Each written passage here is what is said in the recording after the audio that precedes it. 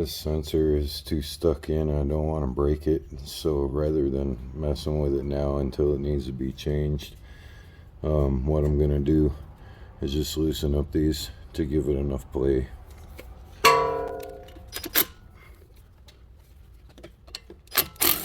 So I'll take that one and this one.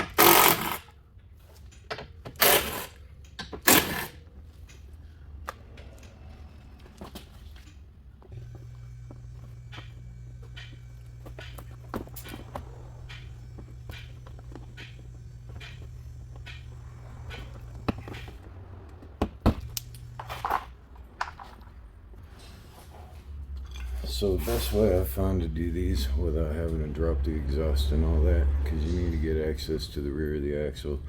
So get yourself a nice little pry bar, and you're going to come from this side and come up, work it around the axle, around the exhaust, and then you'll be able to tap on the axle.